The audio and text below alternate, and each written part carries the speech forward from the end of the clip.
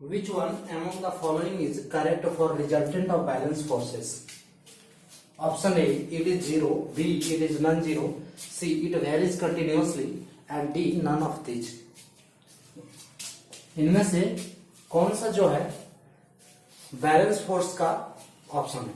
ठीक है, balance force, ये जीएस एमसीक्यू है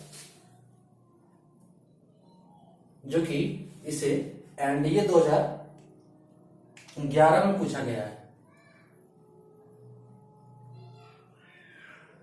एनडीए 2011 में इस क्वेश्चन को पूछा गया था। तो इनमें से कौन सा जो है बैलेंस फोर्स है?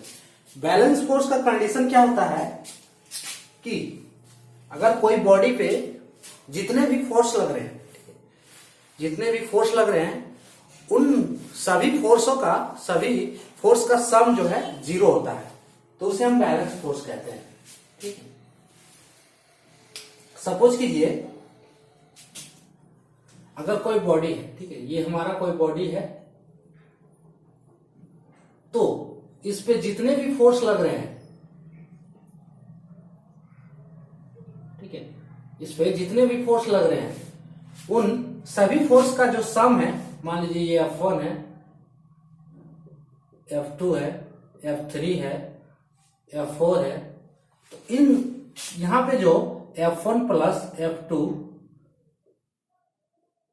Vector F1 plus vector F2 plus vector F3 plus vector F4 is equals to 0, यानी कि F net is equals to 0, तो उसे हम कहेंगे बैलेंस फोर्स।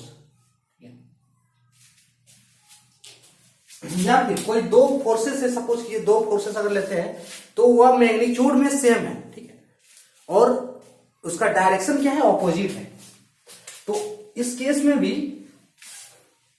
क्या है, इसका वेक्टर सम अगर करेंगे इन दो फोर्सेस का, मान लीजिए ये बॉडी है, इसका मैग्नीट्यूड सेम है, बट इन दोनों का डायरेक्शन देखिए क्या है, ऑपोजिट है। ये मान लीजिए 5 न्यूटन, ये भी 5 न्यूटन, तो इन दोनों का वेक्टर सम भी क्या होगा, F net is equals to क्या हो जाएगा, इसका 0 हो जाएगा। तो इसे भी हम कहेंगे बैलेंस फोर्स, है ना।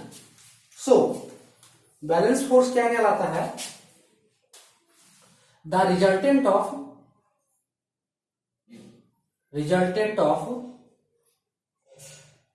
all the forces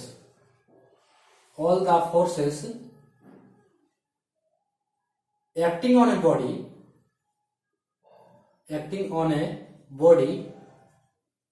is equal to 0, is called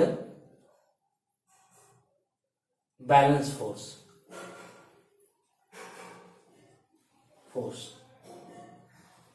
ठीक है, यानी कि इस केस में जो एफ नेट है, F net is equals to 0 होगा। इसका एग्जांपल देख सकते हैं, सपोज कीजिए कि मान लीजिए ये है स्ट्रिंग से कोई ऑब्जेक्ट जो है, ठीक है, ये ऑब्जेक्ट है, ये हैंगिंग ऑब्जेक्ट, इसका एग्जांपल हैंगिंग ऑब्जेक्ट। बहुत सारे एग्जांपल हैं बैलेंस फोर्स के लिए। तो इस ऑब्जेक्ट पे फोर्स एगो एक्ट कर रहा है F इक्वल्स टू mg, ठीक है, और एक ऊपर की ओर फोर्स एक्ट कर रहा है जिससे ये बंधा हैंगिंग कर रहा है, यानी कि ये टेंशन का फोर्स है ना। तो ये एग्जांपल हो गया बैलेंस फोर्स का, यानी कि T इक्वल्स टू यहां पे mg होगा। नेक्स्ट एग्जांपल लेते हैं कि अगर कोई टेबल पे बुक रखा हुआ है, ठीक है, ये टेबल है, इस पे कोई बुक रखा हुआ है, तो इस पे फोर्स जो एक्ट करेगा वो कौन कौन सा होगा? नीचे की ओर बुक के लिए इसका mg फोर्स एक्ट करेगा, और बुक पे भी वो फोर्स एक्ट करेगा। अब कौन सा फोर्स एक्ट करेगा? इस पे एक नॉर्मल रिएक्शन एक्ट करेगा, ठीक है, n, ये नॉर्मल रिएक्शन का फोर्स है, तो n इक्वल्स टू यहां पे क्या हो जाएगा, mg, ठीक है, और इसका दोनों का मैग्नीट्यूड सेम होगा, but in case of opposite होगा जो इसका डायरेक्शन होगा। तो ये हमारा क्या example of balance force, balance force.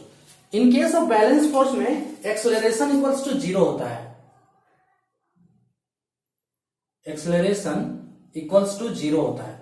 तो जब एक्सेलरेशन जीरो होगा तो ऐसे भी आप समझ सकते हैं कि फोर्स इक्वल्स टू होता है ma, है ना। तो जब एक्सेलरेशन इक्वल्स टू जीरो यहां पे होगा सो F इक्वल्स टू क्या आ जाएगा, जीरो। ये भी बता रहा है ना, कि इसका जो फोर्स है वह जीरो होगा, यानी कि ये यही कहलाता है बैलेंस फोर्स है। ये फोर्स क्या आता है, जीरो होता है, इसका वैल्यू जीरो होता है। इसका आंसर हो जाएगा option A, it is zero. It is non zero, ये नहीं होगा, ये अनबैलेंस फोर्स हो जाएगा। इट वेरीज कंटिन्यूअसली, ये भी नहीं होगा, ऑप्शन डी भी नहीं। तो ये था आज का क्वेश्चन। ये क्वेश्चन फिजिक्स का है, फिजिक्स का ये क्वेश्चन है। सो जय हिंद।